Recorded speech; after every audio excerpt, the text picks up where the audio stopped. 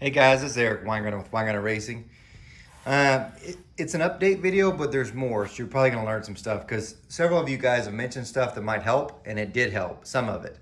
So let me explain what all has happened to the truck since, because I want to address some of the issues, especially the fuel smell. So if you have this issue, maybe it won't affect you if you do this too, and I actually have a better reason why now. So here's what's been done since. I added these tubes that come off the breather. They just go to a tank in the back. I do say this is not the best idea because underneath this plug there is no baffle, so any splash that comes up gets ejected right to this. So I've got to put a baffle still in the valve cover. The other side has it as well, and I'll kind of show you. You can see the fitting there. It wraps all the way down. They come this way. It comes all the way back to the catch can that's here in the back, and that's the other line for one side.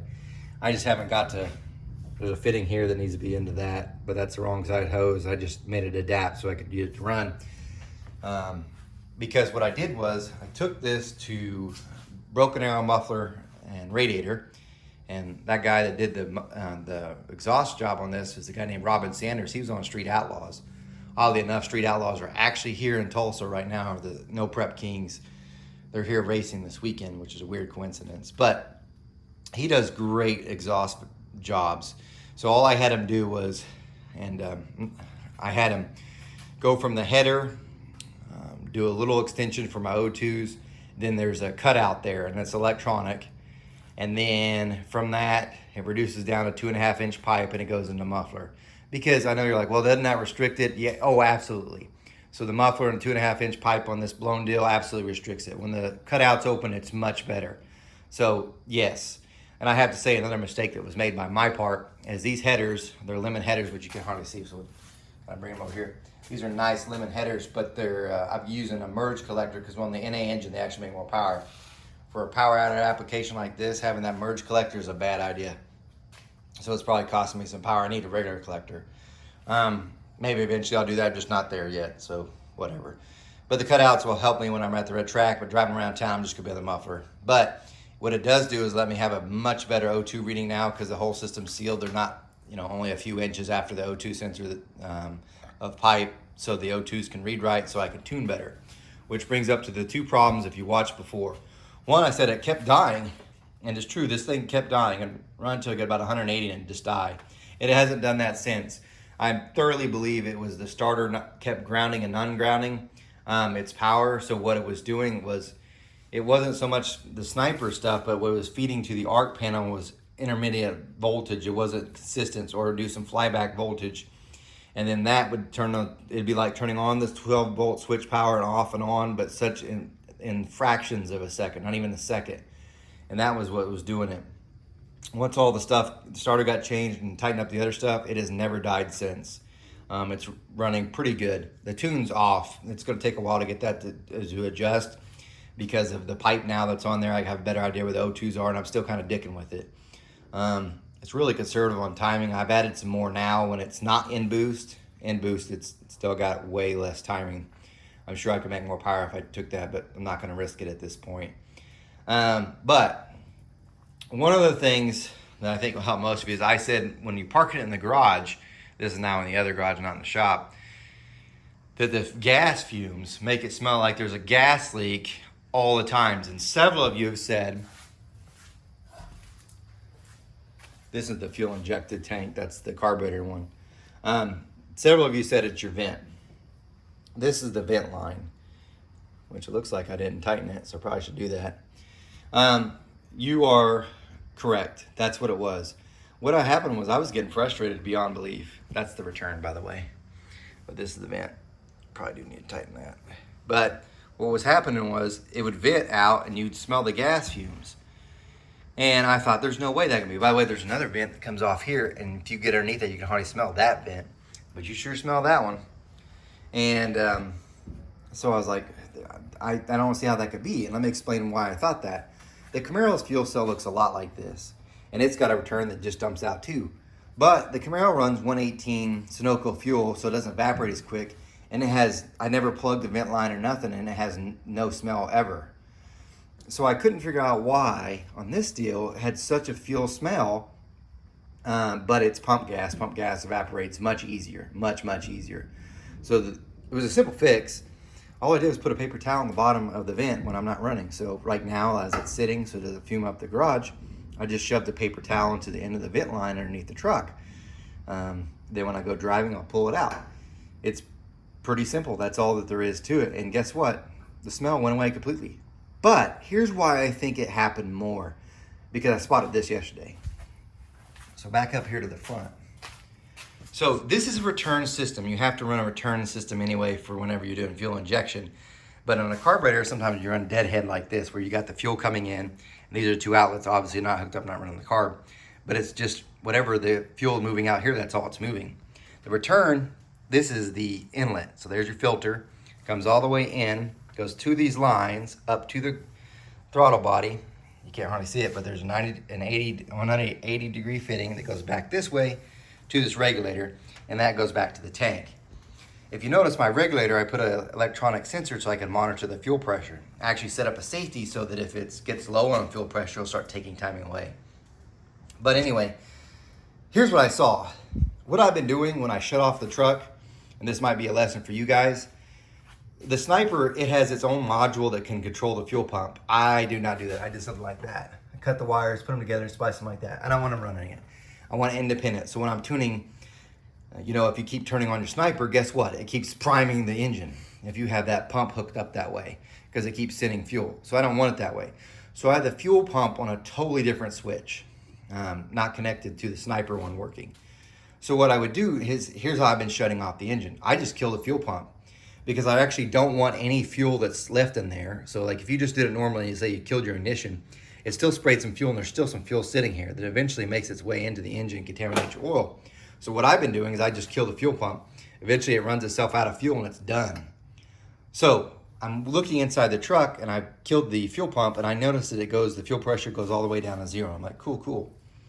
I'm sitting there and I'm kind of dicking with some stuff, and the fans are on because it's about 180 degrees. And the fans are blowing hot air over all this, and it's heating up everything. And guess what it is heating up? This, all the fuel lines.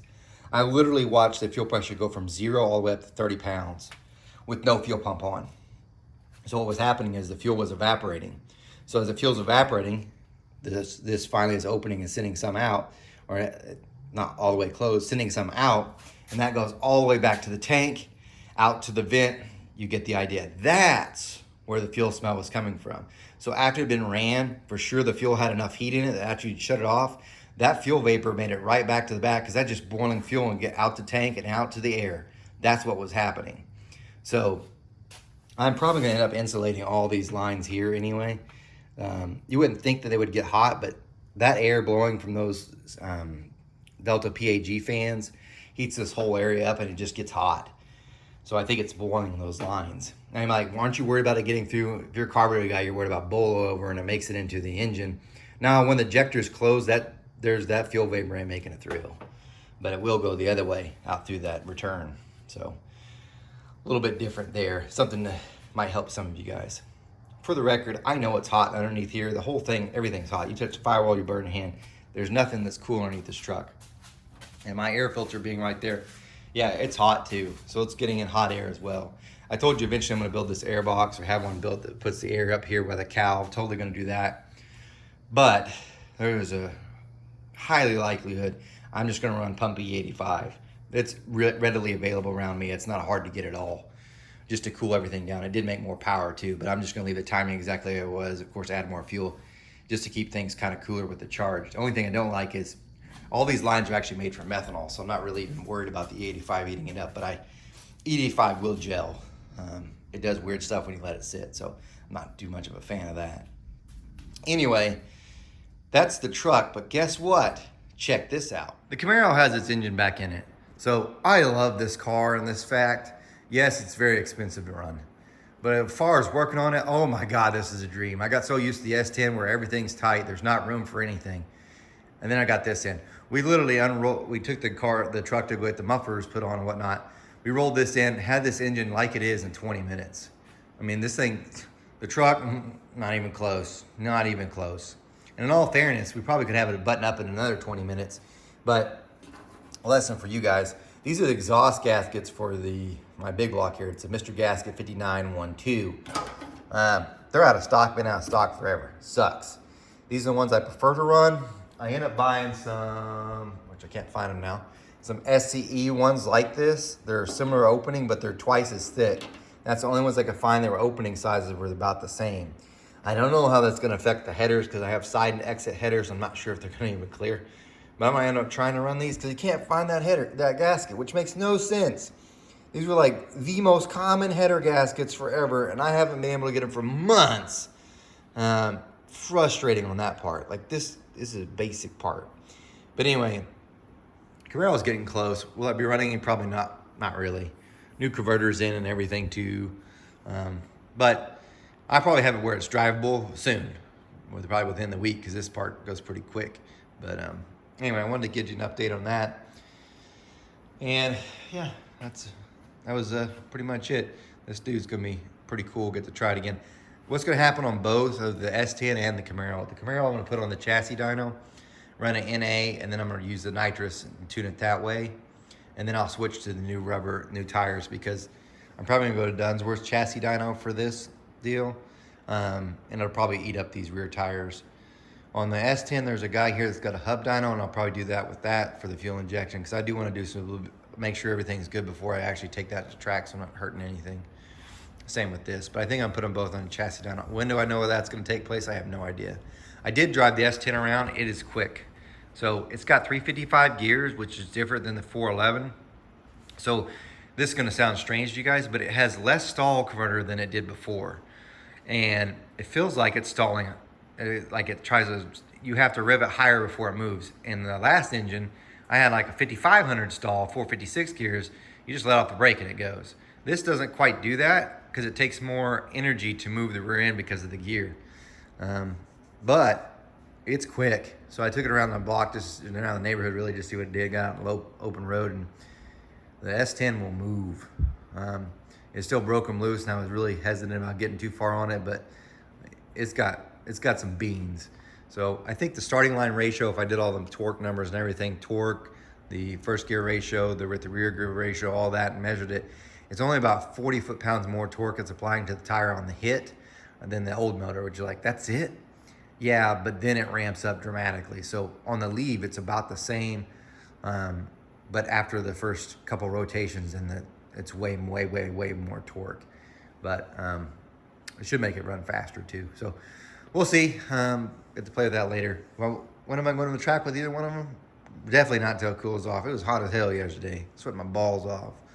But anyway, guys, thanks for watching. I don't know that there'll be a video tomorrow because I still want to do it on all those cast iron heads. They're all floating stuff. I just got to make a video.